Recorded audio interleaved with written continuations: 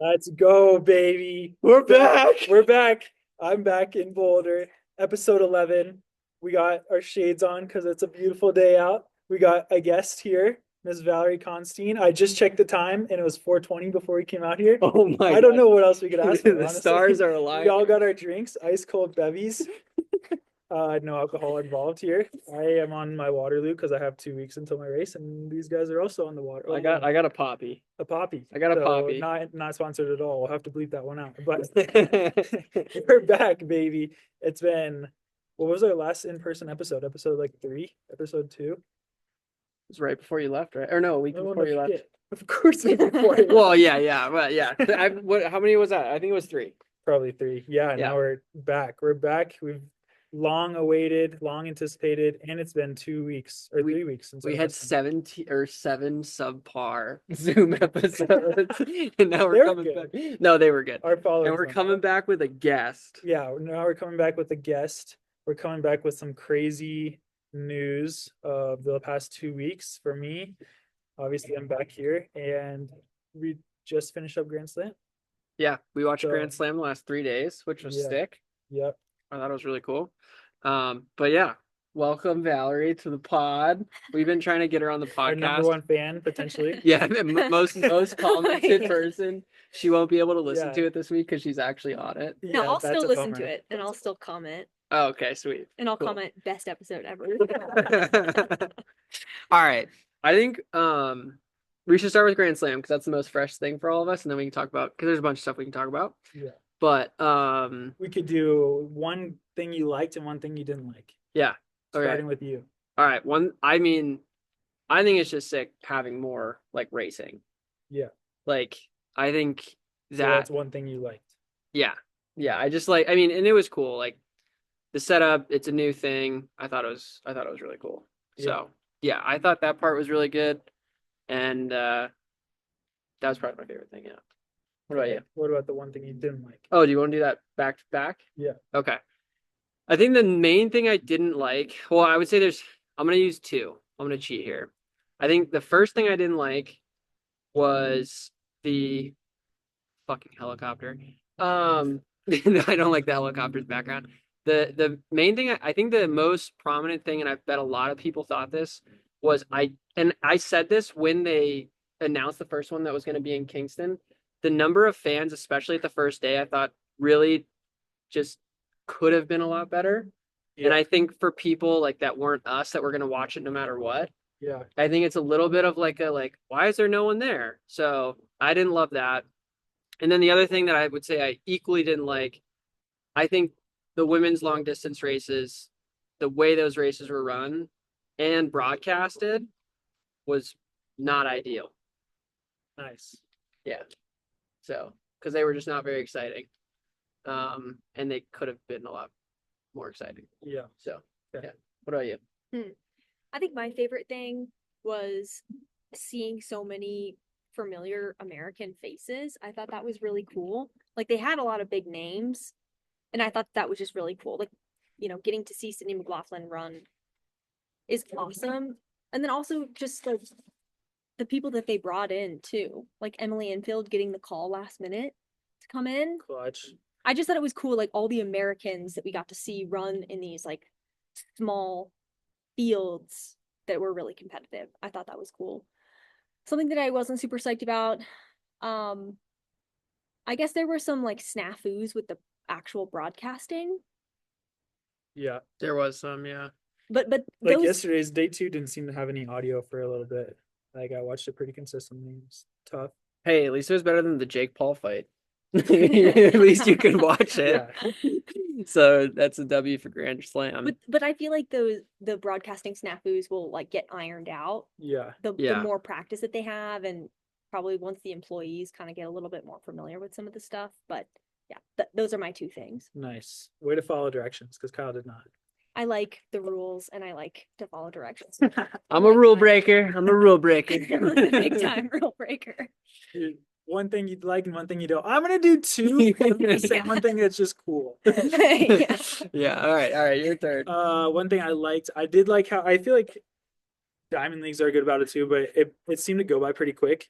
Like the races were really good, but there wasn't like any victory laps, or there wasn't any like the post race interviews were cool and the pre race interviews were cool too, but everything moved pretty quick. There was some instant replays, but there was nothing like super long, and there weren't any commercials, at least on the Peacock like stream. It was just all Grand Slam commercials, which was it kept you involved for the 2 hours that it was, or an hour and a half. The thing I didn't like was the field sizes. I think it's still just like too weird, especially in like big It's too stadiums like small. that. Yeah, it's just like too small. And like if it's a distance race and it breaks up too early, like the men's 3K today broke up really early, and it's just like it's still really cool, but it's like it's too intimate of a level to be able to have like two guys out there and then just six other people. And like if one person gets dropped, then it's like just too strung out. So the field sizes for the distance events, I guess I should say, they should keep they should probably keep the same prize payouts, but maybe like four people don't get paid. Like if you get ninth to 12th or Yeah. something. But yeah, that would be my And thing. that's Well- what they do in the Diamond League. Right. You only get paid if you finish, I think, top 8 in the Diamond League, but they'll take up to 14 people Yeah. in the distance race. Yeah, and I don't feel like that's gonna like take away from people's desire to do Grand Slam, because people are still gonna be like, well, I can still make a ton of money, I just can't finish last. And it'll also incentivize people not to just like show up if they're like hurt and like, I don't know how it works exactly on the payouts, but I imagine if you just show up, you get paid. Yeah. So if like someone was like, well, I'm hurt and I can't race, but I'll just show up and like Yeah. walk off the track or whatever. So yeah. And another thing is so many of these races are in the US. And that's just a huge advantage for Americans. Because like for the Diamond League, there's only one Diamond League race in the continental United States. And all the other Diamond Leagues are like in Europe, basically, and some in Asia. And so to have like really high paying races in the US, I think would give the Americans like a huge opportunity to make some money and have some fast races without as much travel. Yeah. Side Yeah. note, my mom just asked when we're recording the next Bro Hear Me Out. So shout out, Mom. We're recording it right Let's now. go. Hi, Chuck's mom. So, but yeah. Yeah, I think it's really good for track though. I do think that there's some, like, I think field size, because that will also help with scratches too. Mm. Like if people scratch, there's not just like gonna be, because like there could be a race where there's 6 people, because if it's like the day before or whatever, Yeah. then that's even weirder if you only have 6 people in like a distance race. Yeah. It's less maybe important for the sprints. Yeah, I think that's something that they're going to run into, is like when Val just said Emily got the call. She Mhm. got the call she left on, say, Wednesday or Thursday, whatever day Elise left, Wednesday. And she got the call Tuesday night, 12 hours before her flight. And it was just like, if you want to come we'll book your flight. But to me, that's problematic, because I know other people in Boulder who got that same call and were like, and like you said it as well, like I just did a long run yesterday, or like I worked out today, as like, where is that kind of limit? But also as a racer, or like someone who's in it, you would really wait till the last minute to be like, I can't even get 8th, like I can't even start, because then it's like, I don't know, I can see both sides of the coin of, I'm going to do everything I can to at least get 8th and get 10K and have a good, like have a showing, or you can be like a potential challenger and then like not get the call, and then you're going to miss out on opportunity because you're training. Like Mhm. Yeah. not everyone is going to be ready at all times. It's a lot harder for distance athletes, I feel, to be ready than like a sprinter can just like Jenna Prandini just like picked up her Balled stuff and out. went. Balled out. Yeah, But, like, actually, that might for- be the athlete of the meet for me. Yeah, but for like a distance run, it was just like, imagine getting the call, like you just ripped a workout, or even like a heavy long run a couple days before, and you're just like, I'm gonna go race these really good people. I'm guaranteed 10K, but I want to be invited back, Mhm. and I don't want to just get 8th. I want to get like 4th, Right. and that's where is like really interesting what they're gonna do with that. Like, are they gonna have like, if you're not in by like Tuesday before, you're out, or is it gonna be like continually last minute, like this person flew in 12 hours ago and now they're just here and they're in the middle of a 100-mile week? Is like, are we gonna glorify that, or are we gonna be like, now then it's really exclusive? Because then it's like, if a challenger comes in and runs like shit, they're not going to be invited back because they ran like shit, and then they're also just gonna not want to go back. Well, I think also part of the problem with that is like almost anyone who gets the call, like with the current setup, they're guaranteed 10K. So it's hard for anyone to say no, Yeah. right? So I think that's part, like if you eliminated the if you extended the field and still limited the prize money to top 8, Yeah. then it makes people think like, okay, well, do I realistically think I can get top 8? Right. And then you're adding some level of thought, because I feel like right now it's like if you get the call, unless you're like on the verge of injury or injured, are you really going to say no to 10K? Even if you are in the middle of a heavy training, Yeah. like if they had called me, I would have seriously considered it. Yeah. Like Yeah. I would have tried to do Would everything I you can. then? But it's like playing devil's advocate. You're like, if I think I can get fourth, and I think Michael Johnson would be impressed and like consider me as a racer next year, Yeah, that's do I true. want to go and have my one chance and get really crushed?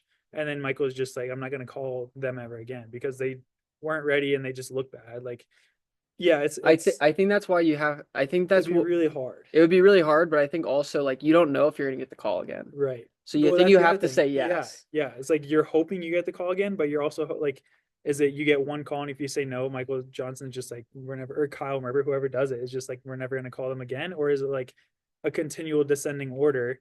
And if you say no to one meet, they'll call you again on the next meet. It's like, I feel like it wouldn't be like that, but who knows? Like But if you're after a certain running, period of time, like they're gonna stop calling. Like yeah, let's say that Winnie Colati was their first pick. right, And if she, is focusing on other races or is having big training weeks or whatever and can't be the alternate yeah, and she says no too many times, are they going to stop asking? right, So it's kind of like, and also like, let's say they called up me and I went out there and I got my like cheeks clapped by these women and I ran, I Let's got not women. Let's go. and I No, finished no, like, no, no, no, dudes. and I finished last in both events, but I Yeah. still walked away with 10K. Yeah, Then he might be like, oh, maybe not. But then if I went and ran like psycho fast in yeah, the steeplechase, then they'd have to consider me. yeah. And I feel Right? like they know, like they're all athletes. Like Kyle Merber is an athlete, and Johnson was an athlete. It's like they know how hard it is to be like short notice, and I feel like they would give you more like the benefit of the doubt. Like we literally called Emily Infeld 12 hours before she left, and she came and she got whatever she was, sixth or seventh overall. Is like we're gonna potentially invite her back because she's a gamer, and she didn't like she wasn't too good for it, and she still showed up and had a good attitude, and like versus saying no and being like hopefully they'll call me again. Like odds are those guys won't be like, we'll call them again unless they're running. Like Jakob will always be able to go. But if it's like someone in America, like I don't know if Emily would have gotten another invite. Yeah. Just Right. because it was like matter of fact, and she just raced the 10 and now she was gonna take a down week and they're just like, do you want to come to Jamaica? And she's like, fuck it, yeah, I'll go.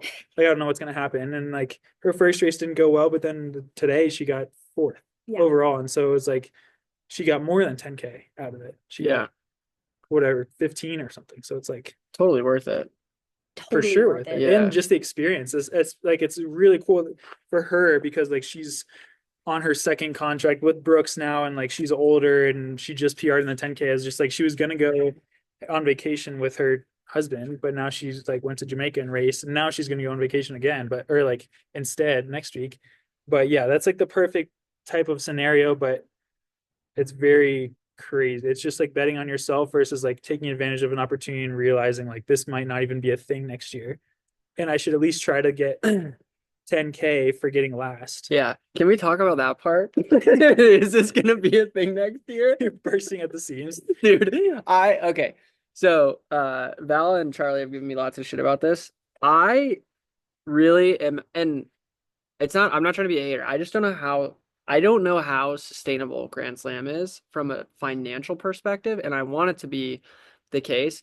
Like, I think my main question is like, are they being funded with the intent to ever make money? I just don't know how like track is paying athletes more than a sport we talk about on the podcast all the time, like UFC fighters, when we know that like less, like for a fact, like one, it's not pay-per-view events. Like it is on Peacock, which does have a paywall, but relatively like you're getting access to all of Peacock. And I think it's on public TV. Like I told you, I think it was on like the CW channel. yeah, and which I saw think is, like, something on cable. Let's Run that there was like a YouTube channel that was streaming it too or something. I don't know if that got taken down. But anyways, yeah, I just don't I would be so fascinated to know if this is gonna be a thing next year because I do think it's really good for the sport, but I think it gets exponentially better for the sport the longer it's around. Yeah, for So sure. yeah, I mean how much money did it say? It's like $12.1 million. 12 point something, yeah. So over in prize purse. That's not touching like the hotels, the flights, the the production, production, the salaries the racers make, the bonuses. They just announced 100K at the end, and I mean that's nothing compared to 12 point whatever, but it's like still 200K on top. yeah, It's like yeah, it is. Yeah, I mean it'll the be interesting. the economics of it, at least for me, would be so fascinating to Yeah, to understand. Like, also, like I think that comes back to the Kingston thing. Like, I know that there's a lot of history there because obviously Jamaica is a very famous, place for especially for sprinters and everything. But the thing I said immediately was when they announced that location, I was like, who's gonna go down there? yeah, And I think that was pretty evident. Like the stands were relatively pretty empty. Saturday definitely was the best. yeah, But so for me, like if I'm thinking it from a business standpoint, one thing that the UFC always talks about is the gate of the facility that they're having the event in. And I, yeah, I mean, I just don't think they're probably made much on ticket sales. yeah. That's I know. Yeah, I know It's cool that they sell. I know if like we went to the Miami Grand Slam, they sell like weekend passes. So it's Yeah. not like just day one, just day two. Like the Olympics was just like one day at a time. Yep. And like if you compare it to like F1, it's like yeah, one day at a time versus like you can get a full thing, which is probably a better deal. Right. But yeah, I can't imagine. And it was so hard to get to Jamaica. Like Elise got stranded in Atlanta. The OAC people got stranded in Fort Lauderdale. Like it's so hard to get there. So if you're not going to Jamaica for this, like, I mean, I would have loved to go, but it's like realistically, Yeah, it like doesn't make sense with your no training. way. And it's like, I mean, Jamaica's not a great place. No, Like it's kind of dangerous and from it's what not I've easy heard. to run at. And it's like, yeah, for me to go, I would have had to just like, and Elise's mom went. She just stayed in the hotel and just like did everything Elise did. And it was like Yeah. the beach was like an hour away or 45 minutes away. Is like there's not a lot going on, which is cool because it's like a Olympic Village kind of, but also for like a just general audience is like you're not gonna go. I feel Well, right. besides like Miami will be cool, LA will be cool, Philadelphia will be interesting, I think. But All three of those other places they're holding slams though makes sense. Like I feel like if they do a good job with marketing and everything, like they can probably sell out a stadium. yeah, But yeah, the Jamaica piece really didn't make sense to me. So like it from like a and again, this is I could be totally wrong here, but from a business standpoint, it's super fascinating to me because it's like it seems like ticket sales would be a primary source of revenue, especially and it seems like especially when you're paying the athletes so much damn money, which is amazing for the athletes,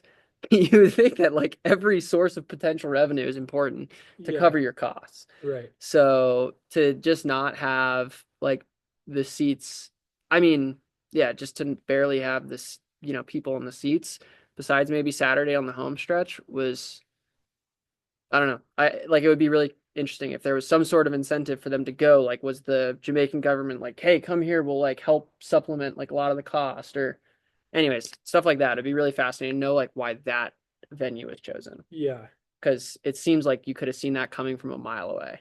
yeah. It might be the only venue out there too. Like you might, Yeah. yeah, So, yeah, but overall, I think it's super interesting. I think the other thing that's really interesting, just in general, is like we were watching the 800, 1500 for the men's. And like Bryce Hoppel, who's obviously incredible at the 1500 or at the 800, but he did not so good in the first heat of the 15. It's interesting because you're like, okay, if you finish almost last or second to last in the 1500 and then you get like third in the 800, you're definitely still getting paid like a decent amount. Like he probably finished like fifth or sixth. I can't remember what he yeah, ended up in.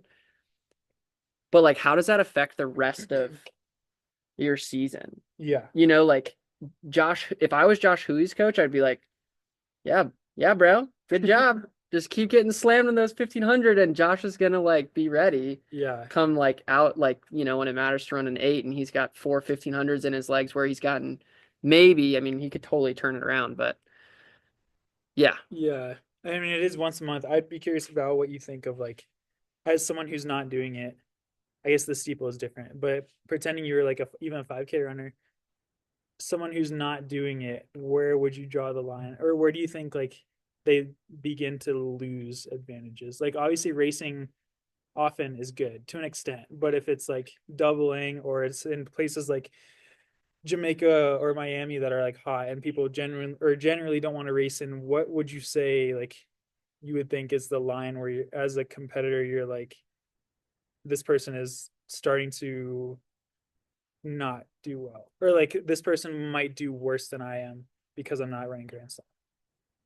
But Yeah. also comparing that with like going to Europe for a Diamond League. Yeah, I mean, I think that the doubles are going to be the hardest for the like true distance athletes. I think that for the 815 athletes, in my opinion, if you're a 15 athlete, you gain such a huge advantage by doing that 800 because it's just like Speed work. yeah, it's the best, highest quality speed session that you're going to get. And so we're going to see athletes like Nikki Hiltz and, you know, all the other American females. They're going to have even crazier kicks because they're just training that 800 speed all the time.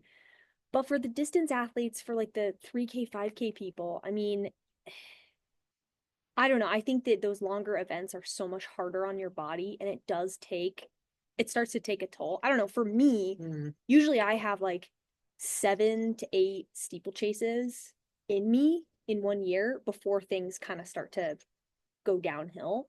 And that includes prelims. And it includes prelims. And so it's like, okay, if you make it to world championships, then and you make it to the final, you've got 2 races. And then at US champs, you've got 2 races. So really you only have like 3 or 4 other steeplechases that you would want to do. And so if that's anything like the 5K, if you only want to have 3 or 4 other 5Ks in your system before your big 5Ks at US champs and world champs, I don't know. I mean, it would be nerve-wracking to me to be like, okay, is this going to work? But the good thing is they're starting so early. Yeah. It's like this first one was super early. They don't have to race again for basically another month or 3 weeks. And then after that, each slam is like basically a month apart. Yeah. And then the last 2 are like 2 weeks apart, something like that, which isn't that bad. And then you have like a month in between your last slam and the US champs. Yeah. But I will say, like, as a distance athlete, if you decide to do Grand Slam, there's like a 0% chance you're going to be able to also do Diamond League. Right. And so then all of a sudden it's like, okay, well, I don't know if it's 0%, but it makes it more racing harder. It would just be very low. It would be so difficult. Like because unless you go out and win a Diamond League, you're not going to have enough points to make it to the final. Like you're going to have to at least run 2 Diamond League races in order to make it to the Diamond League final. And Diamond Leagues are still competitive too. I don't know. Maybe we'll see I could see potentially some of these African women trying to do Diamond League meets as well as Grand Slam meets. Right. But I think if you're doing that long 3K, 5K at Grand Slam, it would be really tough to try to then do Diamond League. And then you just have to have a coach who's super dialed, who's going to make sure that like, you know, you're not overdoing it and that the racing will be totally manageable. And I know some coaches, like I have full confidence that Grant Fisher's coach is going to be able to get him to peak at the right time for US champs to probably do that 5K, 10K double. And then also be able to go to world champs. But other coaches, I don't know if they have that level of experience. Yeah. Of like having their athlete race 2 races back to back every month. And then get them peaked for US champs. I think the thing is it's like a complete unknown. Yeah.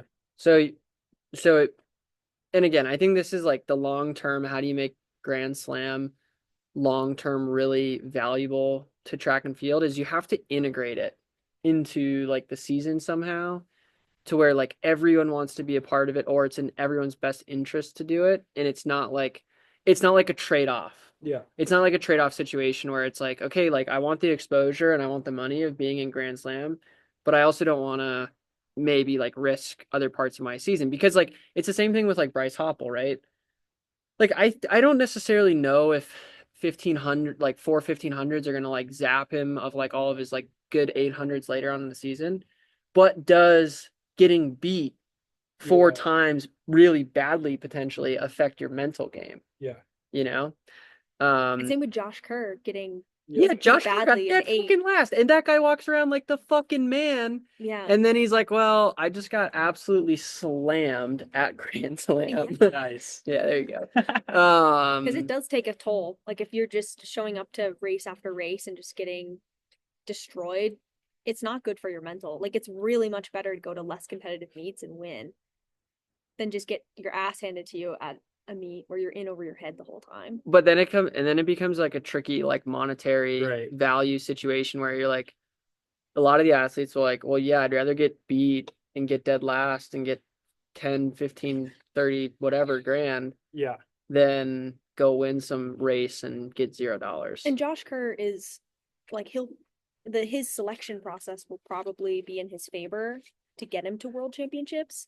And same with like Jessica Hull and some of these non-American athletes who their world championship teams are committee based for the most part. Yeah.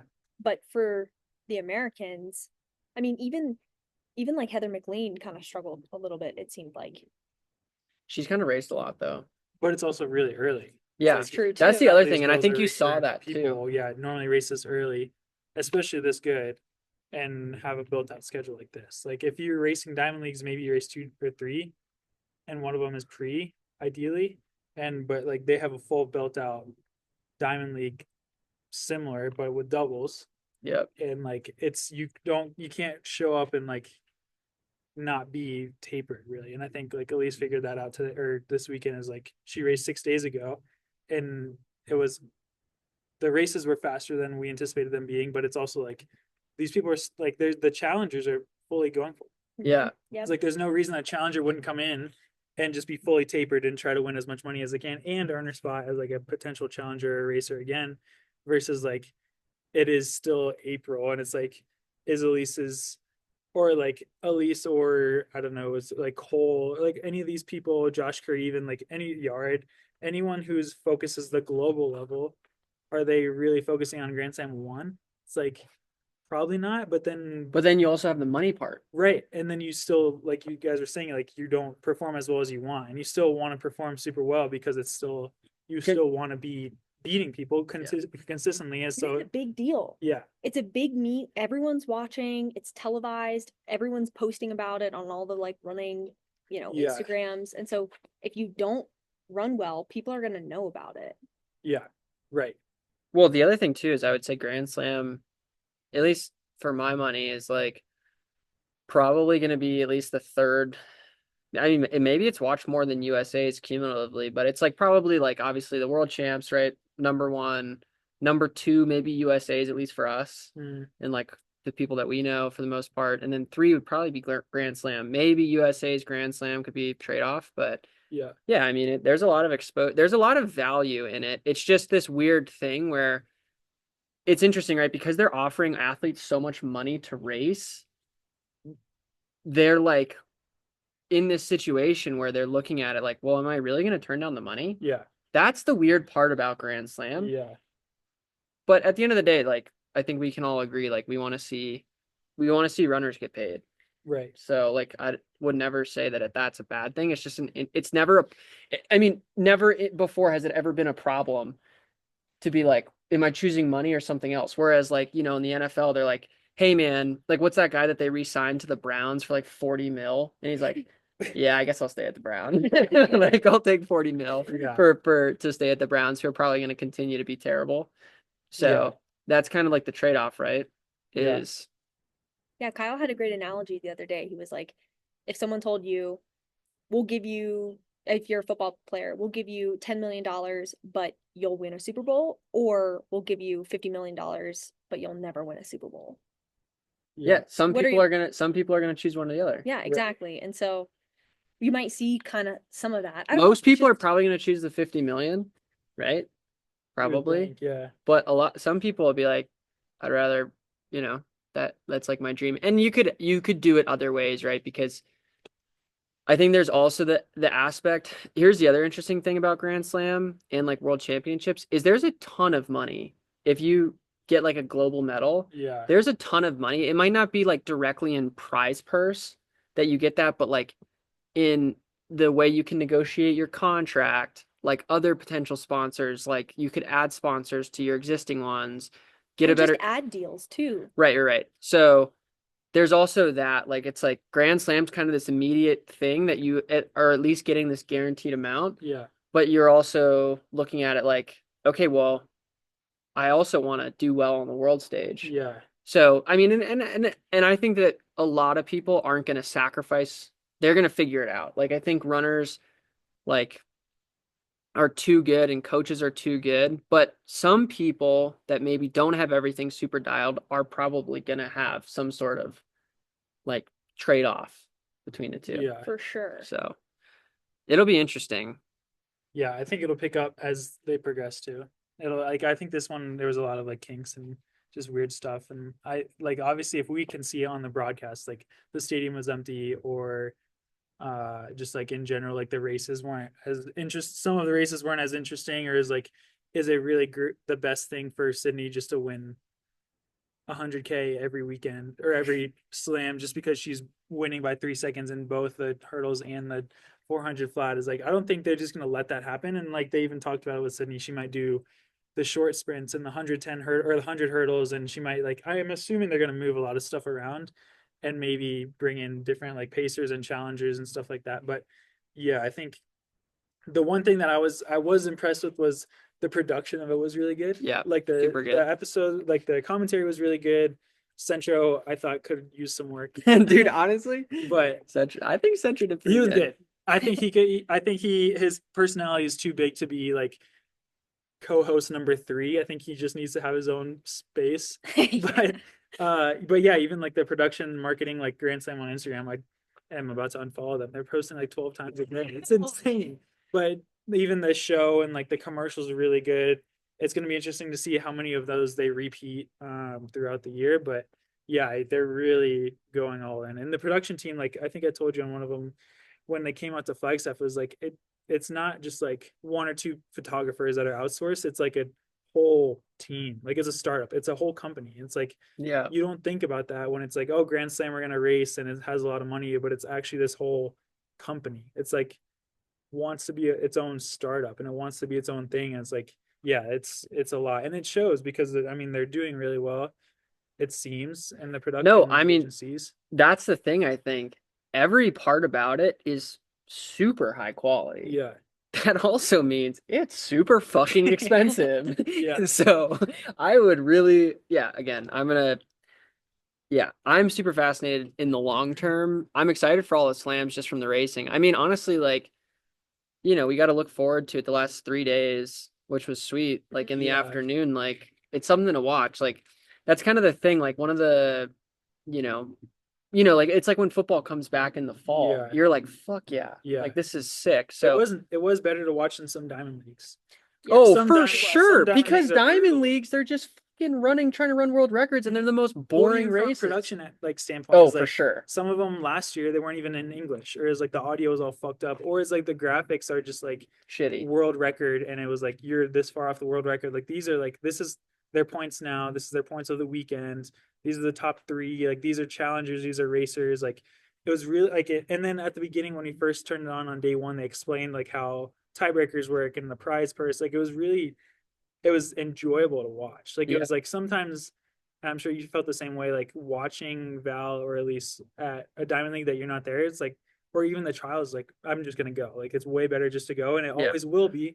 But this one, I felt like I was very in tune. It was like it was still enjoyable to watch. I wasn't like I need to be in Jamaica right now. I was like I can definitely. If anything, I would say I didn't want to be in Jamaica. But you still want to be there. But it was like No, yeah. you're not just like stranded on your couch. Like I don't know how she's doing out of Yeah. it's not, and it's also like no offense to the field people, but it's like you're not like split screening between like the 1500 and like the men's triple jump semifinal. And it's like, and you're not going to commercials. Like there was no commercials, which was really nice. Yeah, there And wasn't. there's no 10K, but even the 5K, it was like the men's 5K, they're in 15 minutes. And like a Diamond League, they would have cut to commercial 3 times. It's like, oh, Yeah. they're running 80s right now. Let's just like have a Pampers commercial in here. It's like, I don't want to watch this, man. But like this was very like they're just like very in tune with the commentary, and they're like, yeah, I mean, this race is taking 3 minutes longer than it usually will, but we're just gonna stay here the whole time and watch these guys run 5 minute miles. It's like Yeah. it was, I mean, that was cool. That was nice to see because I was worried about that. It's like it's so much money, and I can see them giving a lot more of the money to the athletes and sacrificing the broadcast. But the broadcast was fire. Yeah, broadcast was fire. I would say it was like maybe just because they're working through some of the kinks the first time, just like a step below like the Olympics level Yeah. broadcast. Yeah. So I do have a bro hear me out though, because I feel like the one thing that Grand Slam, and you actually have to do a bro hear me out since you're a guest, so you have to think about that before we go. But I feel like one of the biggest takeaways was the best races were all the races that were the most competitive, regardless of time. So my bro hear me out is, bro hear me out. I'd way rather watch the men run a 5K in 15 minutes with a sick last lap and super competitive than Sydney McLaughlin like run away from everyone and run a world record. Like, Yeah. I think competitive racing, and that's what I think they need to figure out in like the women's long distance. Like Yeah. those races just were, and also like the difference between the men, the way they broadcasted the men's 3K, like focusing on Grant in that race was really, really good. They should have done the same thing for the women's Yeah. because there was a whole secondary race the same way, just because the winner might not be in that pack of the slam. Like I hate to say it, but like the front race was just not very interesting. Yeah. Yeah. Yeah. Yeah, I think that's fair. I think some people, I mean, it is nice. Sydney's a different example because like most of the time she runs a world record and it's cool to watch that. It is cool. But It's a different type of cool. yeah, it does get old just like watching one person just like Dominate. yeah, and it's way cooler just to see, and it's like early 2000 or like late 2010s when all the NCAA races were like super tactical, or Centro's Gold was super tactical. It's like it's not the best person doesn't always win, but also like if you want to be the best person in time trial, you should go to the Diamond League or just set it up on your own like Jakob. But I think the last Grand Slam might be like that. It's just like really fast all around. But yeah, I think those races were really interesting. Like I thought the men's 5K was interesting. Or yeah, the 5K, the men's 15 was really interesting because the 800 guy won it, but they weren't running super fast, but they were running fast enough. Like just things that are like you don't expect these people to win, and they do. It's like I didn't expect Cole to get beat in a 15, and he got toasted.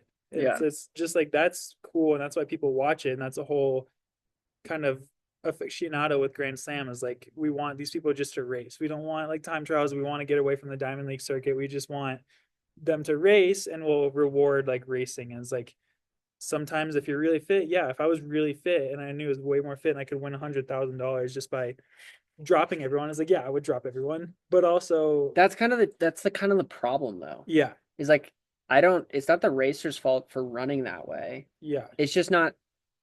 I think the thing is like at the end of the day, right? They're making all this money. It's a show. yeah, Like it's a show, it's entertainment. So how do you make the race? And again, maybe there's no way to fix this, but I don't know. Like distance running has so much potential. So, you don't want people walking away from like the weekend being like, oh, and to be honest, the distance races were really good for the most part. yeah, But yeah, you don't want people thinking like, oh, they could have got rid of the women's long distance. yeah, right, yeah, like they were really good, and it's like those girls are still racing for thousands and thousands of dollars. Yeah. But when you're just focusing on the two girls that are way in front, it's like okay, maybe we can hop off these girls and like Or at least after they cross the finish line, yeah, show the other Oh my girls. God. Don't even Because get me that's the started. thing, like, and this happens across the board with all live streams of any race. If the winner's like 200 meters ahead and wins, they'll show her like rolling around on the track afterwards or like waving at the crowd, and it's like there's other people racing. Just turn the camera because like I want to see the other people. I want to see the race for third and fourth. I want to see these yeah, battles. And they did that for the men's 3K, but only because Grant was right, in that chase pack. Yeah. And if Grant hadn't been in the chase pack, I mean, we didn't even see the second place guy cross the finish line. yeah, We didn't see that at all because they were But we solely knew he focused. was gonna win. Like we knew he was gonna get second. Like you don't need to show us Yeah, that. exactly. We didn't really care. It was like, okay, he's, 10 seconds ahead of the chase pack. Like, let's see the chase pack fight. And I'm so glad that they showed us that. And it's just such a bummer they didn't show us that for the women's 5K. The funny thing and is 3K. the women's 3K or 5K would have been equally as entertaining if they just broadcasted it the same way they did the men's 3K. yeah, Because instead we like saw like the last like moment where like Emily had already crossed the line, whereas we could have enjoyed that for 200 meters. yeah, Right. And like been like, oh, who's gonna win? And instead they showed first and second place wandering around at the finish line, waving at the crowd. And it's like, Yeah. I don't care. We already saw them win. Like, Yeah, like you're gonna interview them anyways. Just yeah, like, just Right. let them go do their thing and turn the yeah. camera to just look at the last 2 But that's at minutes. least something that can be fixed. Right. And I feel like that will get better because it is for thousands of dollars. And it is like when they do go to tiebreakers, it's like literally combined time. So it's like people can lose five to $10,000 just by like hundredths of a second on combined time. It's like maybe they'll have maybe you introduce a split screen at that point or something. But yeah, there's a time to focus on the winner, like the Olympics or like the trials or something. But yeah, it's like when the winner's far and away the overall winner or just the winner of the event. It's like, yeah, these other people, there's five other people, and the drop off in points is like 12, 8, 7, 6, 5, 4, 3, 2, 1. Is like those points are so interchangeable Yeah, it's almost the most versus, interesting yeah, parts of it's the like race. if you win the first one, you're in a really good spot. But yeah, those middle like four or five places is like you can jump $10,000 in 2 seconds. It's like that's what's crazy, and we need to, or they need to focus more, maybe more on that. Especially if there's sports betting. Yeah, If you bet on somebody and yeah, you can't see, like, I feel like that would defeat some of the high of the sports betting, right? Like if you bet, oh, Emily Infield's gonna finish fourth and she's an underdog, but then you don't actually ever see her cross the line, that'd be pretty frustrating from a Yeah. sports for betting the record, let's perspective. bring up that Val brought up sports betting before we did. Let's So go. just W. like, yeah, let's who's the real DJ Yeah. here? I've literally never gambled ever in my whole life. Okay. No, I really Sounds like haven't. someone else did that. Upset that you couldn't see your bet. Sports betting is such an ick for me. Like when guys talk about gambling on sports, it's actually such an ick. That's Wow. my bro, hear me out. Wow, that's a good Sports bro. betting is a huge ick. That's a good bro here now because of what Kyle talks about most Dude, days. Kyle today was like, I won $30 on a basketball game in March Madness. I did. I put $5 on Houston with fucking 4 minutes to go, and they won. That was a And sick then bet. Kyle literally told me, he was like, yeah, I feel like 90% of the time, like this type of thing wouldn't pan out. No. This is like the danger of sports betting. Yeah. It's like you'll go plus 500 on a bet, and you're like, this will never cash. And then it does. And then you're like, well, the next time I see those odds, I kind of have to load up. So yeah, it's a poison, that's for sure. It But is for sure poison. But But- now you get to bet on track and field, which is so enabling. It's crazy. Imagine if you have a problem, you can literally oh my bet God. anything. Yeah, you can. Oh It was gosh. cool. I only placed like 2 bets, but at Grand Slam. on Grand Slam, Okay. yeah. But I think and I didn't win, but I think they need, I don't know if it was different on other apps. I was on DraftKings, but I think they need to add like more capability as far as like what you can bet on, not just like the winner. Yeah, Like I that would agree. be funny, Yeah. or like fun to be like, hey, who's gonna finish? Like, Even top three. yeah, top Yeah. 3 or like overall slam. Like you can do a bunch of fun parlays. Yeah. Like there's all sorts of stuff. I guess you could still build out parlays. You could build parlays on DraftKings on bet on different winners. Or if someone Yeah, but trips just across the outright tape, winners. Yeah, but like Kenny tripping across the tape. yeah, that was crazy. Yeah. Yeah. Yeah, you could do all there's sorts a of lot, fun yeah, shit. a lot more they could do. Yeah, like is the tape gonna break or is it just gonna fall Yeah. down? There's all sorts Or of even cool like shit. falling, like especially for the hurdles. No, I don't Or bet just on that. over under total Or time. clipping a hurdle. Yeah, that would Just be like good. over 9 minutes in the women's steeple, Oh, over yeah. 15 minutes in the women's 5K. Yeah, like if I would think that would be a huge aspect of getting more people like random, like Yeah. new fans interested is just like give people more exciting ways to bet on it. Like Yeah. regardless of what you think about betting, it would bring in more fans. Or just it would expand like I don't know too much about sprinting, or like I can't imagine sprinting people know too much about like distance stuff. But if you can just say like a basic over under, like I think they're gonna run over 15 minutes. I don't know what that means. Or if I think like the women's hurdles are gonna run under 47 seconds, like I don't know what that means, but I'll bet and I'll watch it because it's my money. It's like if it doesn't bring in more people, it'll at least like maximize the watch time of the people who are already interested in it, and that would be really cool. Because as it stands right now, I don't really watch the 200 obviously the same as I watch everything else, unless we're gonna say like I wish Kenny or I hope Kenny wins. But if it's like I think the winning time is going to be under 19.8. It's like, that's really interesting. Yeah. And the odds would be a lot more friendly. It's not just like minus 10,000 for Yeah. Sydney to win. It'd just be like minus 150 or plus 150. It's just literally a coin flip. Like, it wouldn't matter.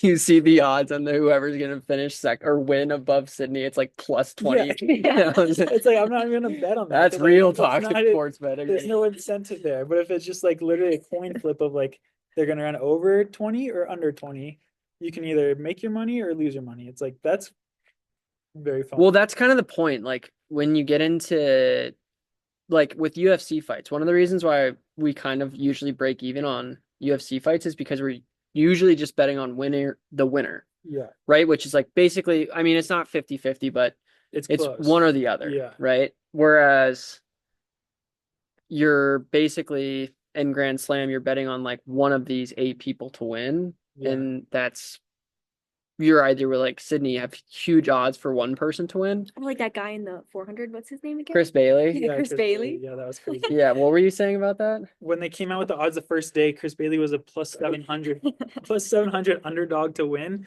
when he just won the Olympics. And so I saw it on Reddit, but people were putting their money on Chris Bailey because he was plus 700. So it'd be like a crazy cash out.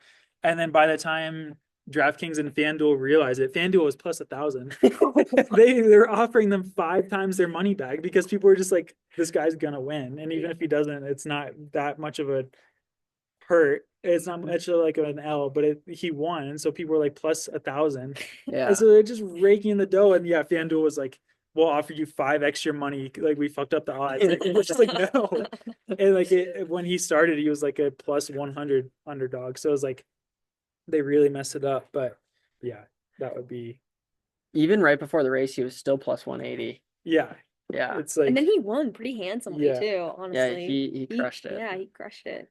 Did he win the He won the 200? 2 as well, yeah. Yeah, that's right. He was the overall. Yeah. What is it called when they win both He was the events? first challenger to win the overall slam in the Really? first thing. Oh. Yeah, because he was a challenger, which is crazy. Yeah. That is crazy. So good for him. Yeah.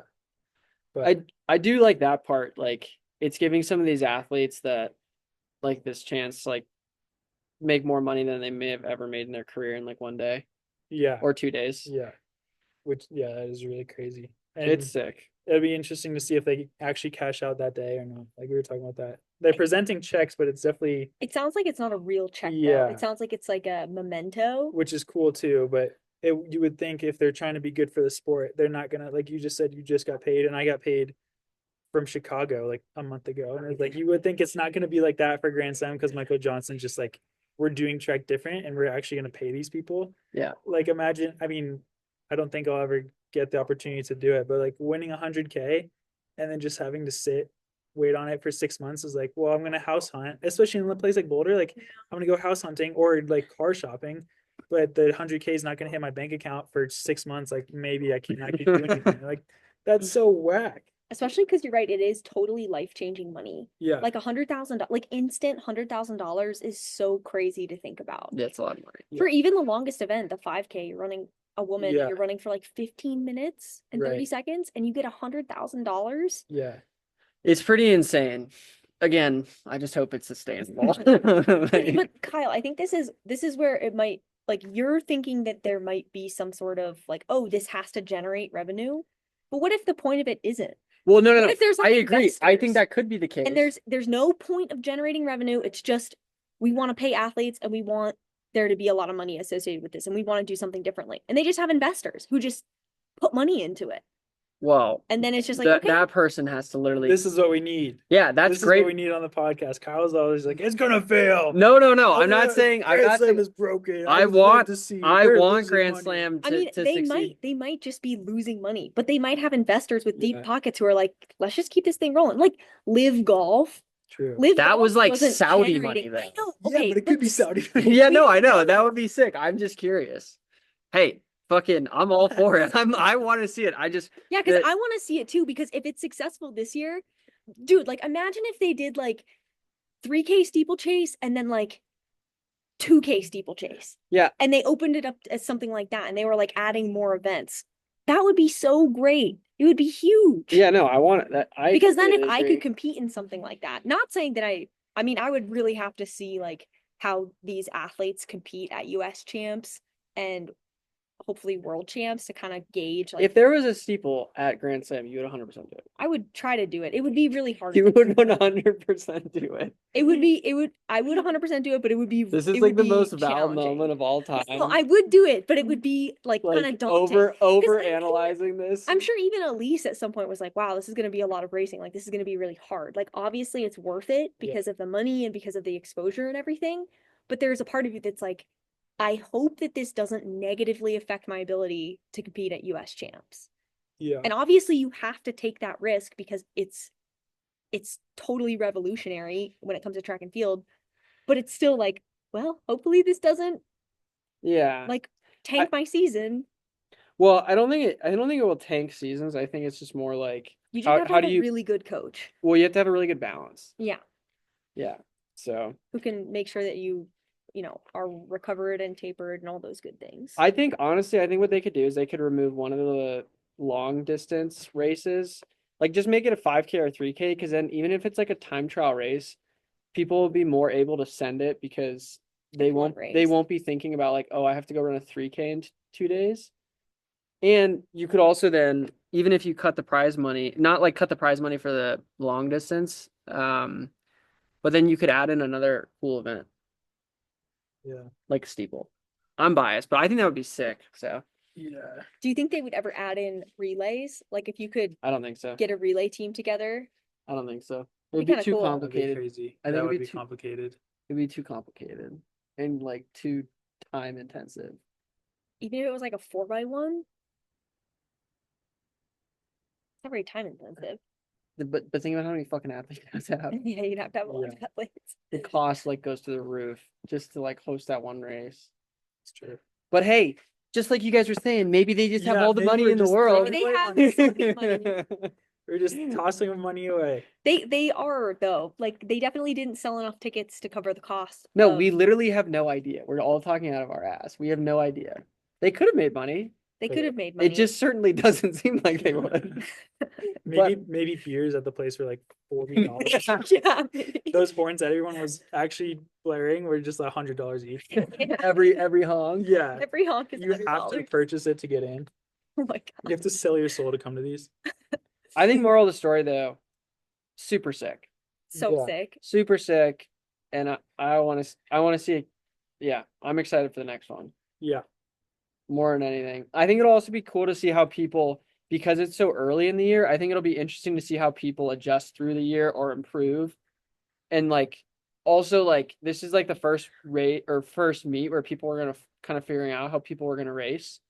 So it's like now like in the 1500, like Cole and Yared, they can't sleep on the 800 guys in the 15. Mhm. Like Yeah. they're like, all right, like we better like maybe run faster if we want to like win these. Yeah. So that'll also be interesting to see how the tactics change and how the races change. Like even in the 5K, like I would imagine those guys are like, okay, well, Grant's like Centro even said, like those guys probably aren't going to be like, well, let's leave it to the last lap. Mhm. I mean, Grant won every group he outsprinted everyone that he needed to each time. Yeah. Yeah. So So unfortunately, that means that those men's 5K, 3K might become more similar to the women's, Yeah. where it's just these crazy people sprint for the first like 2K, and then hopefully try not to die and have the group catch them, yeah, which would we'll be less see though. I don't know if interesting, there'll be but- as much of a gap. I mean, Also, Grant men- is a world record holder. But men race like I'm not surprised that the men's 5K went that way at all. That's Yeah, like a very typical men way of men race more race. often with huge Tactic. last laps. Yeah, tactically, Yeah. it's incredibly common. Although we have seen like the women's 1500 also all the women are just so much better now, but that there is a tighter pack with a lap to go. But still, we've seen some women's 1500s be a little bit more tactical. It's Yeah. kind of cool. Yeah. It'll be interesting to see how it all plays out. But yeah, shout out to everyone who ran at Grand Slam track. It was honestly super fun to watch, and I'm pumped for everyone that got paid. Yeah. It's so sick. I'm so jealous. Like you could add up all the prize money that I made last year in all my races, and That's probably not true because USA's don't you get paid pretty good amount? not as good as like if I won Grand Oh, Slam. okay, but yeah, Like the yeah, person fair who enough. wins the Grand Slam is going to make more in one race than someone like me made in my entire like racing season Yeah. of prize money, which is so crazy to think about. If you won 100K in prize money last year, I'd be pretty psyched I definitely didn't, for you. but yeah, that would have been really freaking cool.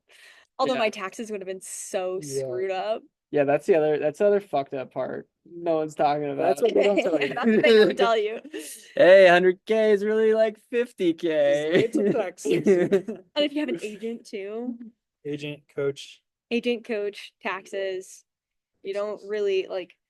But still though, the money It's still more is money because all Yeah. the prize money is like that. Yeah. No matter what. So it's, Across the if board. more prize money, you're making more money. So Yeah. it's still awesome. Mhm. Although, hey, yeah, never mind. But anyways, any other thoughts on Grand Slam? I don't know how long we've been going, but we've just talked about think we Grand Slam covered for a it all. while. We've been talking about Grand Slam for like an hour. Oh, okay, okay. Yeah, I covered it all. All right. Well, we do have Val on the podcast, so we should get an update on Val. Yeah. Where are you at? How's training going? What's new in life? Who are you? Why are you here? Yeah.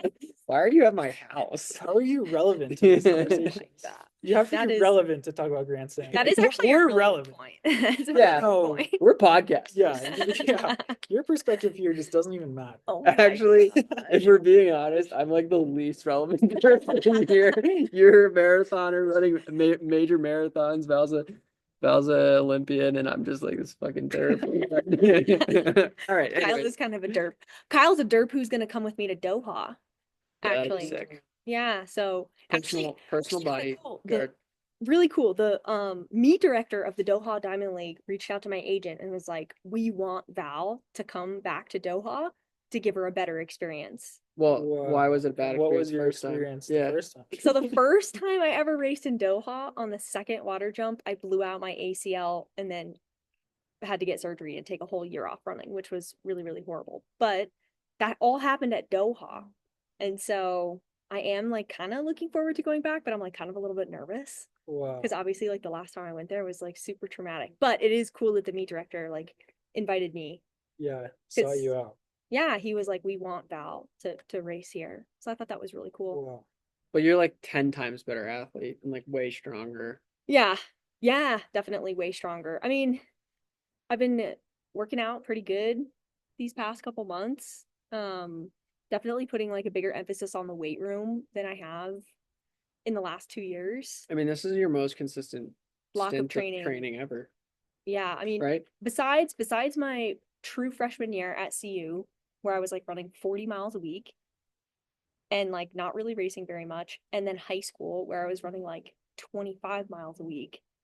This is the most consistent block of training I've ever had in the last 9 years. And so that's really cool. Don't sleep on the high school blocks though. I know those high school training blocks.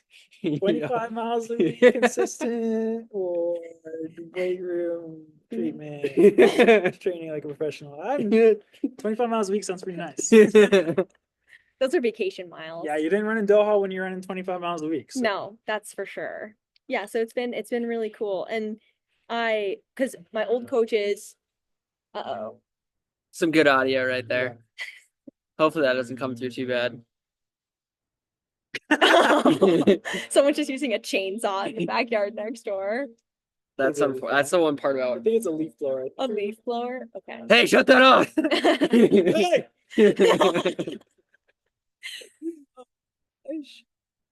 But yeah. when Yeah, is just that? power through. When is We'll it? pull Don't- this closer. Doha.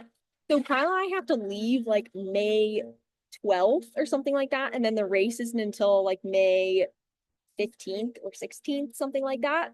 And so we're gonna be in Qatar for like a couple days, which is kind of cool. But That's cool. the jet lag is pretty brutal. And the travel day is pretty brutal as well. It's like a 22-hour Damn, travel day, something like that. that is crazy. That's longer than to Japan, right? Yeah, Oh, it is. dude, I think It's so- Japan is 16. Or Japan, maybe 20. it's not that bad. Yeah, it's like 16 and then 18 on the way back, something Yeah. like that. It's Japan's not that 22 bad. isn't really. 22 is super It's also a gnarly. lot more direct flight. Well, maybe I'm wrong. No, but- Japan, there's a direct flight, and Doha, there's not. Like we Yeah. have to stop in Dallas, which isn't that bad. Like Denver to Dallas isn't that bad. But it'd be really cool. I mean, I think that it's definitely one of the nicer Diamond League meets. And so that'll be my first steeplechase is going to be Doha. Opening up in Doha. And then you're racing another race before that, right? Yeah, and so then in whatever, like 2 weeks, I'm headed to LA to race the 1500 at Brian Clay. And I raced the 1500 at Brian Clay last year. It was my first race back after ACL surgery, and I ran pretty well last year. I ran like 4:12 in the rain in the 1500, which I was really proud of, honestly, as like my first race back from a major surgery.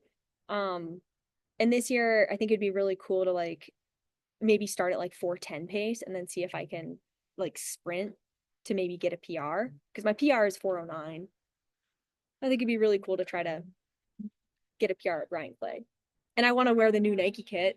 Yeah, the new Nike kits look sick. They look super sick. They're sick. So I sent an email today to like the equipment manager at Nike, and I was like, can I please get that? Can I have my Nike kit? But last year, in years past, like I didn't really get a choice in like the kit that I wore. They just sent it to me, and I didn't know that I could like even make a request. That's And like then the very Valerie thing, though. Like, oh, Thank you so much. Oh, men's split shorts, yes. This is no, pro. they gave me men's half tights. Let's go. They gave me men's like racing half tights. I was like, oh, this is fine. But last year Nike like was struggling with uniforms because they were making all the uniforms for the Olympics. That's gotta be so crazy. And so they were struggling to get like the regular Nike kits out. So there were some Nike athletes last year who never got the purple kit. Well, that's what I was saying this year. Like for all the brands, there are some people running in old kits, and some Grand people Slam. running it in new kits. So it's like, yeah, it always makes you wonder, like, is that just like a shipping thing, or are they no longer sponsored? I don't know. So, but Fred Curley apparently is no longer sponsored by Nike, which is crazy. No. I think that's crazy. I think he's had the Next. most he's had the most contract turnover in like the last year and a half. It's kind of crazy. Signing bonus cut. Signing bonus cut. He's actually a genius. Yeah, Yeah. but the Signing problem bonus. is that like if he doesn't have a sponsor and then he's like does well, he's just losing out on so much money. Yeah, and the hypothetical reason he doesn't have a sponsor is not genius. It's not good either. Yeah. It's pretty bad. Yeah. Yeah, it's unfortunate. Anyways, moving on. But so things are going well. Yeah, Right? it's been pretty cool. So the coaches that I've had for the last 10 years both wanted to retire. So I actually got a new coach this year. Oh my God, this is an Bomb exclusive. drop. This is an exclusive. Secrets out. Bro, Secrets out. hear me out. Who's the new coach? The new coach is the coach of University of Colorado, Sean Carlson. So Holy fuck. I know no one probably saw that one coming. Wait, what? Big surprise. You've been running with all the CU people. That really took me by surprise. Yeah. And tagged in all of the CU Buffs track and field Yeah. content. And on Carlson's Instagram story. Yeah, that's true. Yeah, you'd have to be pretty brain dead. But I think he's fucking cool as shit. I really like him. But yeah, no, I think it's been going well. You've been doing some like new training. Yeah, which has been really cool. I mean, this whole idea of like doing threshold training and like being a little bit more conservative, but maybe having slightly higher volume. And I think that it's been really actually beneficial for me. Because even last year, like under Mark and Heather, I was doing marathon training with some of the women that they were coaching last year. And that was like super beneficial for me at the end of the track season. But that type of training probably wasn't what I was going to continue to get. That training was very circumstantial because of the ACL surgery.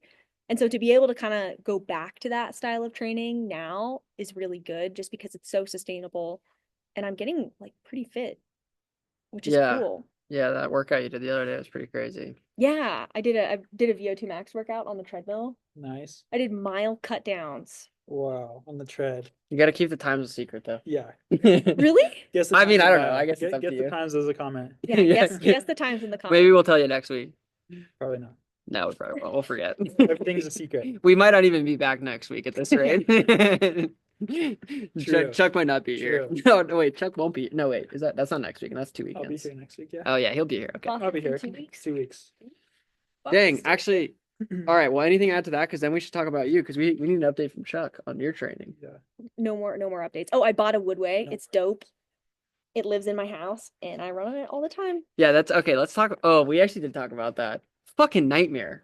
Getting that. Yeah, we did. That was a horrific nightmare. Val's like, we're in Hawaii on vacation. Val's like, oh, I bought a Woodway. I'm like, okay, that's pretty sweet. And we like just did not think through the horrific challenge of like actually getting that thing in our house and working. Moving it, the electrical outlets. Yeah. It's Yeah. crazy. If you buy a I don't know about a Woodway, but they release those like Wahoo kicker runs, and it's like you can get it delivered, and that's extra $500. And then like yeah, to put in the correct socket, that's another like $300. So it's like yeah, I mean it makes sense because Yeah. most houses aren't wired to handle a Woodway or like a nice treadmill. Yeah, Or they we- are wired, but they don't have the outlet. Mhm. And so yeah, it's something that you don't think about. And yeah, we talked about it on that one podcast too. Oh yeah, when But- Chuck was talking about how you bought that shitty And treadmill Gunny, yeah. and then it tripped like my brake every every time. time. It's crazy. And you used it like 2 times. Yeah, and it happened to Elise too at her parents' house. They like oh, let's go Woodway. They go to plug it in, like, wait, Yeah. we can't do anything here. We just have this really nice treadmill and we can't use it until someone comes out and like fixes the outlet. So yeah, it's good. But no, you guys' Woodway is really nice. I am curious, you guys asked me to bring my bathing suit here the other day. I Oh, didn't, shit. and we haven't talked. You're like, bring your swimsuit, don't ask questions. I was like, I don't have my swimsuit with me. That wasn't that exciting. I was we were No, just no, let's hear it. Chuck, what are your predictions of why we asked you? Well, I knew you got the Woodway, and then yeah, I was out. I got a haircut that day because I was coming over to watch Grand Slam, and you're like, bring your swimsuit, don't ask questions. Or you called me before, and I was like, I can't answer this phone. And then you're just like, bring your swimsuit, don't ask questions. And I was just like, I don't have it. And you're like, you can borrow one. I was just like, okay, it's so urgent that I'm gonna borrow a swimsuit. So what did you think we were gonna ask you to do? I thought you either bought an ice bath or you bought a sauna. That was my 2 thoughts. And then I was like, maybe they got like one of those shitty hot tubs that like you fill up in the backyard and it's like like a 70 kiddie degrees. pool. Yeah, it's not actually a hot tub, but it's just like sucking electricity. So I was like, I have no idea what it is. And then I got here and you guys didn't even talk about it. And so I was like, maybe they didn't actually get anything. But then there was one time that you went into like one of the rooms and you're just like, oh, it's probably like lost in this room. I can't remember what you got. And then I was like, oh, maybe there is like some crazy sauna set up in there now. Or no, you were like, when you're like, oh, you should live in here. Actually, this room's off the market now. I was like, maybe they have a crazy sauna in there. No, we were actually gonna we were thinking about going and sauning last at the night. rec center. Oh, Well, we were just like we were just saying I was saying that so like maybe if you wanted to go you could come, but we didn't crazy- even do that. Funny that you mentioned buying a sauna because there's a crazy nice sauna for sale at Costco in Louisville. wow. Like one of those crazy barrel saunas. Dang, It's like let's go. barrel Dude, shaped. I'm can go like right getting here. I dropped Val off to go get gas at Costco. She's like doing some grocery shopping. I'm gonna meet her in there. 1 minute later, like I'm like in the line to get gas. She calls me and she's like, Kyle, they have a sauna. And I'm like, yeah, okay. And she's like, we should get it. And I'm like, how much does it cost? And she's like, I don't know. I'm like, well, why don't we figure out how much it costs before we talk about getting it? And she's like, I don't know, just when you get in, just like go look at it. And it was like it's like one of those giant barrel ones. Yeah, It was like $4,000. I'm sure the transport of that is not very. That's easy what the either. first like thing. the That's what I setup. was saying on the phone. I was like, "How are we gonna get it to the house? How are we gonna fucking plug it in?" Like my house doesn't have any external plugs, which is actually a huge pain in the ass. So Yeah, I'd have to hire the electrician again. yeah, because we did it for the Woodway. Mhm. So that'd be crazy though. It would Yeah. be so sick. But It then would be Then I nice. started to think about it a little more and I was like, okay, the South Boulder sauna is like a 5-minute drive away from the house it's so close, and it's ready to go. and it's You open show till up, 9 p.m. You jump in and you're good to go. Where this sauna, You'd like have to like preheat yeah, you it. have to turn it on for like 30 minutes. That's what I Yeah. told her. I was like, the time it takes you to drive over Yeah, is probably less than the time. And again, it's technically less effort because you come out here and just flick it on, but yeah. still. But if you forget to do that, or like you're here by yourself, or like if you got on a call and you were on the treadmill and like you had expected it to be on and it's just not. Yeah. It's like I can't sauna now because I'm not Mhm. gonna wait 40 minutes in sweaty clothes anyway. Yeah. Yeah. When I could just drive over to the rec and in Right. 5 minutes get in the sauna. Yeah. And then we were talking about like, it's wood, so we'd probably have to like stain the wood or Right. winterize it or whatever, like put a tarp on it. Definitely, yeah. And then there's Well, that's literally pure wood. Yeah. There's someone down our street that redid their whole house, Yeah. and they like paneled it in wood, and it looked great when it first went in. 2 years later, it looks horrible because they didn't stain any of the Yeah. wood. Oh, So it's crazy. like, It looks like the fence, like our yeah, it like looks the actually shitty like weather shit. actions. And it's like you guys spend so much money remodeling your house, and you didn't think to like fucking to like stain the wood to protect it. yeah, to protect your wood. Anyways, Yeah. Protect your wood. protect your Heard wood. it here Protect first. your wood. Bro, hear me out. Protect your wood. Ew. You guys are gross. This is the one thing, being on a podcast with a bunch of boys. You guys are disgusting. You're so happy to be here. Protect it. You're right. Say the catchline. No. Bro, hear me out. Come on. No, you say it. Bro, hear me out. Protect your wood. God. And the glasses too. Yeah. But anyways, yeah, I for like 20 minutes while I was in Costco by myself, I was just like fantasizing about this sauna, about how great it would be. And then Kyle came in and burst my bubble. Of course. Yeah, because I'm like, Fun I'm gonna internet. be the fucking sorry schmuck who has to do all the hard work to get this fucking thing in here. Yeah. But it is cool that they are even selling that at Costco. Yeah, They sell the that's cool. weird No, it is stuff there. sick. It's honestly sick. They I would sell a love lot of it. stuff.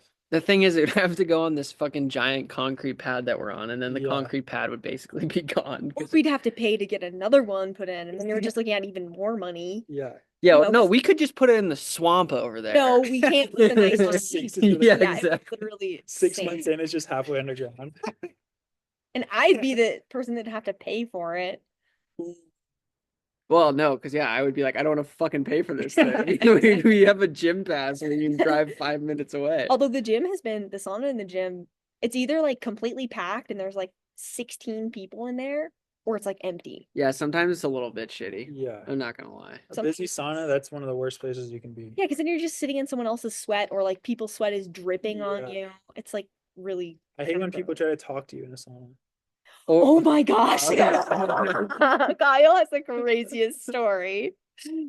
no, Maybe we shouldn't flame this person on the podcast. but- no, let's just not talk about that. Okay. We'll tell Charlie Crazy. off the pod. Yeah, it's just sometimes there's people talking in the sauna that just share way too much information. Yeah. Yeah. Yeah. I don't sauna much. Here, let me put it this way. You can imagine there's some people in Boulder that just not the most fun to sauna with. I don't know. Yeah. So Yeah, I saunaed for like right before my last year at CU, right before conference and regionals, and I would go twice a week. And I ruined a pair of AirPods because I would bring them in with me. that's crazy that you do that. But it was just so I didn't have to talk to anyone. Because like Mm. the people, because it was at 24-hour, because I got a free membership for like a month. Yeah. And so it was like the people would be in there just be like, literally just like your stereotypical, like, you come here often? It's like, yes, like I come here twice a week. I don't, yeah. What was that? So I just ripped a pair of AirPods, and yeah, they got absolutely soaked, but it was worth it because I hate people who, it's just like you don't need to talk. I know. Yeah. Even there's some guys on the CU team have a sauna as well, and like those guys are my boys, but like I just get in such a deep zone in the sauna, like I would just go alone. I wouldn't even have, like, I would pay them extra for the utilities, so I wouldn't have to share. And I was just like, preheat the sauna for me, and I just want to be in there by myself. I just, something about, like, I sweat a lot in general, and I just hate having to talk in a sauna. It's just, It's very like I hate a it. it's Then like you a would hate to sauna with us then, because I'm always whispering to Kyle in the well, that's sauna. different. Like if you're there with someone that you know, it's like, yeah, Yeah. I can talk to you. But if it's just like you walk in, it's just like a coffee shop, just conversation. Like, Oh yeah. so the weather's out there is pretty crazy, right? And it's like, fuck you, guy. Like, just start to sweat. Like, I'm not gonna make conversation. People like talking about like the stock market. it's just Bro, we can do this outside of the sauna. You two assholes don't need to take up space in here just talking about this.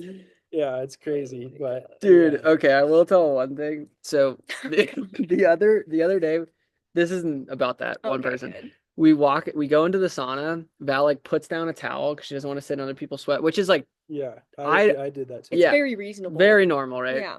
but most other people are in the sauna, like not have Except for don't one other girl. yeah, there's this other girl sitting there has a towel down, and this guy like moved over so he could sit on like the higher ledge of the sauna, and he was like, "Oh, that's pretty nice. You guys have a towel." And I'm like, "Yeah, I probably wouldn't have taken the time to get in one, but she likes it, so I benefit from it, whatever." And then there's this girl sitting in the corner. She's like, "Yeah, but it's the rules." Like She was like, it's posted on the rules of the sauna on the door. and I was just like, and then I just felt so uncomfortable. And everyone was like looking around like, oh my God. And then she's sitting right next to two like a nice like middle-aged couple, Yeah. no towel. Yeah. And the guy's just like, yeah, sometimes I don't read the rules. Like rule breaker. Yeah. Anyway, Oh, that was so cringe. yeah, the sauna there's like honestly more frequently moments where I'm just like, God, Yeah, public sauna. maybe we should get that sauna. Maybe we should spend the $4,000 and Yeah. all the other money to get one. That's one Grand Slam race. Hit up MJ. Yeah. Hey, MJ. I just need a quick 4. I need a sauna. I need a You don't even sauna. need to pay me the 10. I need 4. Yeah. I'll take my deposit in a sauna. I don't need the money. Oh my gosh. Yeah. But Chuck, what's the update on Boston. your training, Boston? Yeah, I guess we've been talking 2 weeks. I got sick 2 weeks ago. That's why we didn't do the podcast. Yeah, I know. I texted the guy and he's like, I was like, what time do you want to do the pod? Can't, sick. Like, I thought I had food poisoning because it like came on really quick, and then I was like yakking, and so I was like, yo, this is food poisoning. It's fine, because it came on like dumb quick, and then it just stuck around for 3 more days, and I was like, I think it was the norovirus. It was miserable. Oh, you So- were like puking the whole time? Yeah, Oh, and other Pleasant things. fecal. Okay, let's. Distractions. We don't. Hell yeah. Hell yeah. But yeah, so I was sick then. So Fecal that, yeah.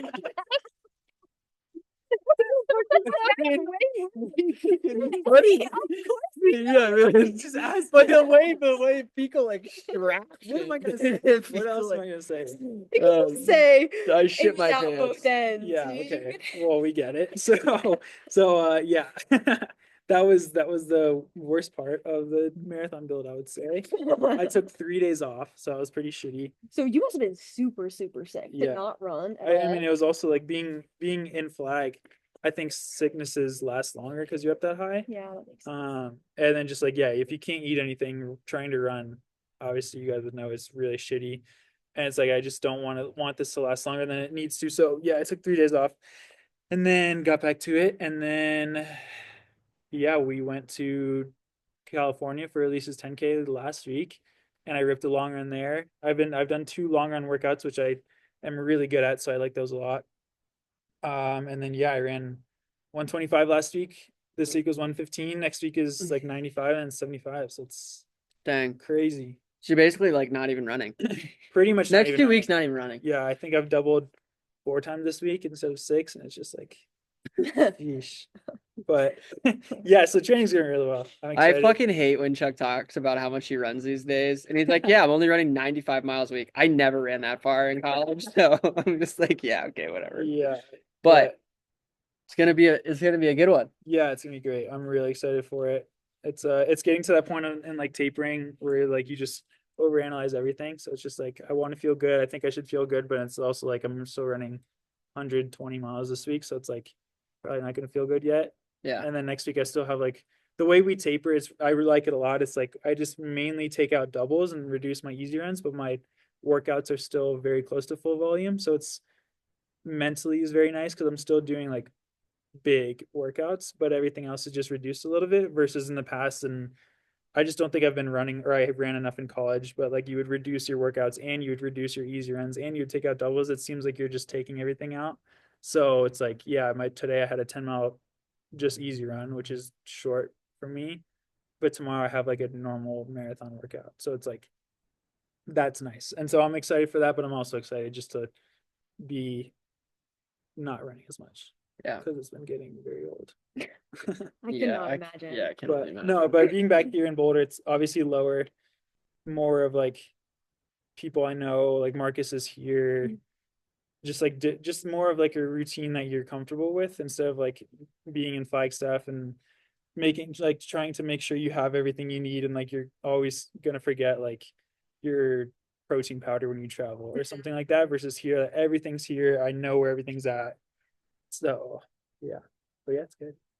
2 weeks. Exciting. And then are you just gonna chill for a while after? Yeah, I think I'd like to do like thinking about a fall marathon, probably not, just because my off season and Elise's off season never really matches up. So I might do Boston, and then I might do like Boulder. Oh, that'd be cool. Yeah, Boulder would Yeah, be really they asked me fun. to do it last week, so that would be really cool.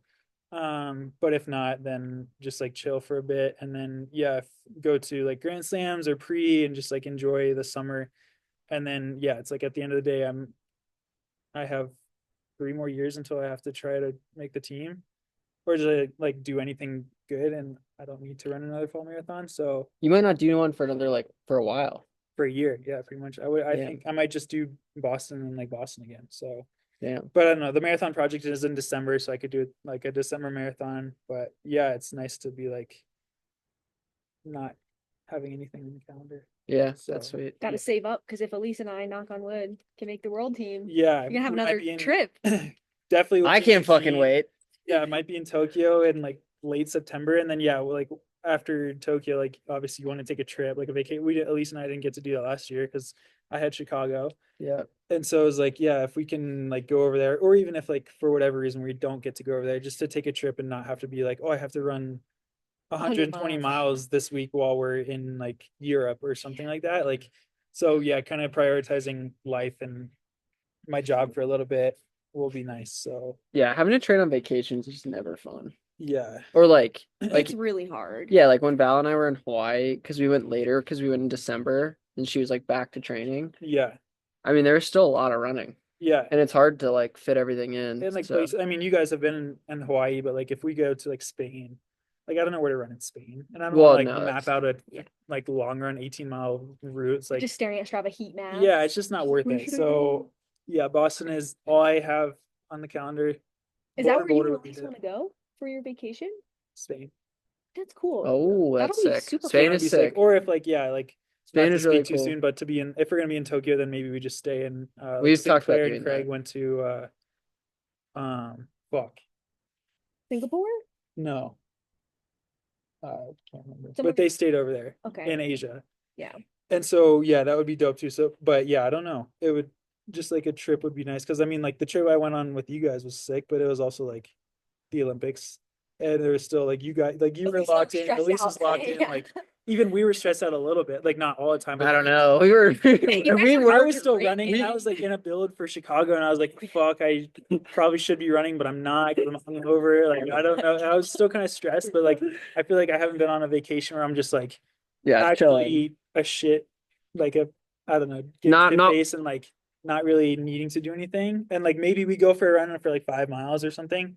Because it can be fun to run on vacation just to see more shit. Yeah, you get You to see know? a lot of stuff. Yeah, Which is it doesn't mean cool. you're not gonna run. Just Right, means it's you don't have to like do I don't have you don't have to to you don't have to think about it like, oh, we want to do this today, and we I have to run. train Yeah. or whatever. It's just like, Right. oh, hey, we could run. If it comes organically, then yeah, we can run. Yeah. But if not, like I'd rather do other stuff. So, and it's just like the marathon is a lot different. It's like I've been running 135 for like 12 weeks. Like that takes a lot. Yeah. And so, and I'm sure I say this now in like July, I want to train again, but I have so long until I have to do anything. So And you can't unless the enjoy company life. wants to pay me, and then I'll run a fall marathon, and all my vacation plans will go out the window. Chuck's DMs are wide fuck open. But no, I think Boston's going to take a lot physically and mentally.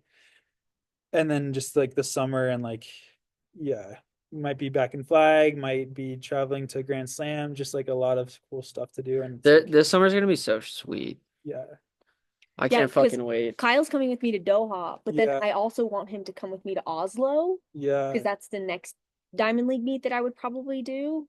And then we'll go to pre, which would Yeah. be fun. Free And then obviously USA. US champs, and then knock on wood, we get Hopefully, the well, Diamond there's League gonna be, final but even in Zurich, yeah, and then also yeah, knock on a lot of wood travel. September in I- World Champs, hopefully. yeah. So I mean, yeah.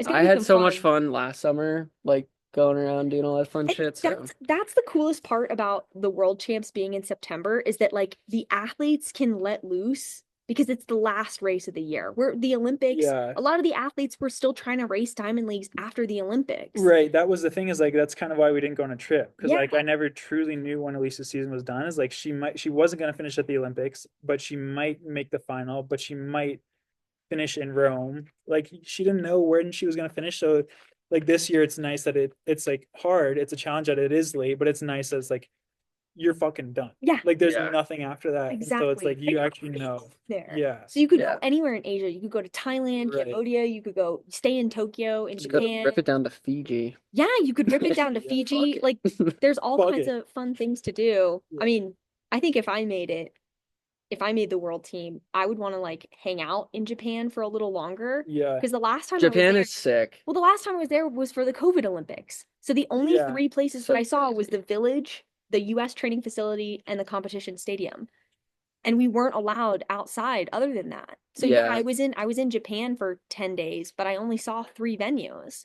Such a crazy Olympics. I mean, even though it wasn't like maybe the most fun, it's probably like one of the more unique. And then to get to go to the great thing is that Taiwan. They went to Taiwan. oh, that's Sinclair sick. and Craig went to Taiwan. That's Taiwan would be sweet. cool. Yeah. They liked it a lot. Also might be the center of a major global conflict in the Yeah. near future. Yeah, Trump just said Not to declared talk about Taiwan geopolitics country. on the Not pod. a political podcast. They do make some pretty important chips over there. So, Shout out Nvidia. yeah, yeah. R.I.P. Yeah. But yeah, I don't know. The summers are so cool. I feel like Yeah, summer's gonna be sick. I actually almost forgot to. I have it in 2 weeks. There's gonna be a pretty crazy announcement on the pod. what? I can't tell you. On the Fucking pod. gonna edge us like that, huh? Yeah, you guys edged me earlier, so I can. Oh yeah. That wasn't that big of an edge though. As soon as we tell you the story, you're gonna be like, okay, yeah. Like, Yeah, all right, I totally it's not gonna be a surprise. yeah, Are we gonna be surprised? yeah. Ooh. Is it? It'll be. Can you it'll give us a be- hint? It'll be a validating reason that I don't have something on my schedule for fall. What the fuck? Now I don't I'm know if it's a super validating reason, but interested. it is What for the me. fuck? Give us a hint. Well, I guess that wasn't No, it. no hints because Yeah, we don't want You just it have to to simmer in that for 2 weeks. What? 2.5 weeks actually. Wait, so are we gonna find out post before Boston. After Boston? Boston. Post Boston. The event's going to occur after Boston. It's an The event. event. It's a life event. Yes. What the fuck? Yeah. What? A life What? event? Yeah, it's gonna be sick. Wait, yo. It's actually, I mean, it's really cool to me. It's not that big of an announcement, but you guys blue balled me, and so we need to. You want to even the Even it. playing field here, okay? And now the podcast is gonna have to go for 2 more weeks. All right, everyone Or take 3 more weeks because it's gonna be in the middle of the week. everyone take guesses. Yeah. As far drop your as guess in what the they com- think. in the In the comments. comments. It's been like an hour and a half. Yeah, we can probably wrap it up soon. I think a couple things. I mean, if anyone, this will probably honestly, because of Val, shout out Val, will be our most viewed podcast. Let us know what you guys thought about. Oh wait, I have some grandson? comments. Do you have any? Or no? Oh, I actually did want to talk about one thing. I forgot to talk about it. We could talk about it on the next one, but it'll be less relevant about Formula One. Oh yeah. I could talk about it really quick. Okay. Or we can skip it. We can skip it. Skip it. Skip it. Well, We're just gonna skip it. Okay, just to honor our comments from the last one 2 weeks ago. Remember that guy Kyle that commented about the K truck? Yeah. Remember that? Yeah. Valerie remembers. I remember. Yeah, I He remember. said, okay, shout out Kyle Reinhardt. He said, hey, thanks for the shout out. No, the K truck isn't in my top 5 either, just playing around. I was searching, hoping to find someone talk about the legal process for the American roads. That's a bummer because it sounds like our Kyle doesn't even know that. Fucking Happy for you about the Forerunner though. That'll be dope. I love a sick deal. You did announce the Forerunner last part. yeah, we He know. said, Yeah, got side note, this is where it gets a little crazy, but it. side note, fuck them for making everyone feel guilty about using ChatGPT. They need to make that shit more efficient and stop making us feel bad for using it. LOL. I mean, I kind of agree. Side rant. And then Yeah. he said, keep the fun content coming, y'all. Peace sign. And then Emery commented a week ago, so on our off week, I'm actually bummed when you guys don't do a new one each week. LOL. Silly and fun. I appreciate it a lot. Aw, shout out Emery. We Shout love out She you. was Emery. here She like an could've been on hour the ago. podcast She could have been on the pod and she left. hey, Emery, we're never going to forgive you. Yes. Give your opportunity. Everyone could have met Emery. We've talked about like numerous times. Yeah, she was Emery and hilarious. Phil at some point have to make it on the pod. I don't know if Phil ever will, and he's never listened to a podcast, so Dropped his name more than anyone else. probably. Just can't sit through a whole podcast. It would be fucking yeah. It would be interesting to see how you would do on a I podcast. feel like he'd get really impatient and just leave. Yeah. Yeah, All right, boss, I'm done. Yeah. yeah. He would get uncomfortable probably. I don't know, or maybe not. He'd probably crush it. Read your comments. Yep. I want to know. No, it was just Brandon DeMeyer's. He sent me a thing. It was a screenshot of the Cherry Blossom 10 mile. Oh, yeah, today. He was saying how Hicks Charles Hicks, isn't he from Great Britain? Yeah. Yeah. He transferred his citizenship. Oh, he's US now? Yeah. Why Okay. would you do that? So Just did. He said the American roads are easier. so yes, Brandon, to your Which is question, crazy. he switched. It's true though. So he is not clowning us because Brandon said, did he switch or is he absolutely clowning us holding the flag and That would have been everything? crazy. That would have been a top tier troll. Yeah. No, he Whoa. did switch. He switched like at the beginning of the year. I think he switched when I was in Flagstaff. A lot of people are switching to roads, it seems. Yeah. Well, yeah. His logic was the American Olympic team on the roads is easier to make than the British Olympic team, Is that which For is wait, not what? true For at all. what? The The marathon? marathon. Yeah. Yeah, right. Right. That's What are you talking about? That's his. He That's. I mean, probably- he ran really well today, but yeah, I don't think Low it's definitely key, not easier than the I'm British sure team. it's a contract related thing. Yeah. US Nike athletes get a really nice thing. And now he gets game day, so Well, right, that's exactly what I was gonna say, is that US Nike athletes get more perks than Yeah. international Nike athletes. I don't know anything about that, so So it does make sense from just like a money perspective. yeah. US athletes. Because Nike US I think has like a bigger budget than Nike UK. I don't know anything about that. But it is kind of interesting, like from the standpoint of like if you wanted to go to the Olympics, if you like are I mean, I feel like it is easier to make it in Great Britain than the US. I have no Especially idea. for the roads. Yeah, for sure. Yeah. Yeah. It's Yeah, so probably that's money interesting. But yeah, related it then. has to be there's more underlying because like Yeah. I don't think anyone in their right mind would be like, yeah, beating Connor and Clayton It's easier. DJ is easier than being selected by the governing committee of UK. It's like I don't even know any British Brit- marathoners. Yeah. Mark Not Scott. Mo Mark- Farah, Mark Farah, Scott, yeah. Mo Farah, he's retired. he's retired, but he was obviously was. like really, really, really. There's a really couple of them. good. There's like some 208 guys, I bet. Oh, I'm sure there's good guys. I just don't. But it's not I don't- easier I than the don't- American team, I'll tell you that. It's not Yeah. easier than having the standard and being top 3 in a shitty location, wherever it's going to be in 2020. Yeah, it Um, probably will be a shitty location. well, cool. But yeah, I think that was probably one of our best ones yet. Valerie, thank you for joining us. Any closing thoughts? What did you think about your first Bro Hear Me Out experience? yeah. Is it better to listen to or participate in? I don't know. It's really fun to participate in because, like, I don't know. It's fun to talk to you guys, but I'm also like kind of bummed that I won't have like something sweet to listen to that's brand new. I'm still gonna listen to it obviously because I want to hear how stupid I sound on the podcast. But Val flamed us for our last podcast. She didn't think it was as good. I said you've done better. Hey, we need some honest feedback. Yeah. But hey, if this one's bad, it's your fault. So- But yeah, you should come back on sometime. Maybe a pre USA's or post Doha episode. Post Doha Post would be Doha cool. would be Yeah. sick. Yeah. Pre Doha would be cool. During Doha. During Doha. I'm going on the first hurdle. Update, made it through the second water jump. We're in Oh my god. Charlie. we're in the clear, boys. That's a dark one. That's a dark one. All right. Well, I think we got to go to dinner. So, anyways, thank you guys. We're back. We didn't leave. You guys all thought that maybe we quit after episode 10. That was a fair assumption. Could have went out on top, but Val said it wasn't good enough, so we had to come back. We're coming back with bangers from here. And it's the summer. Track's going to get better.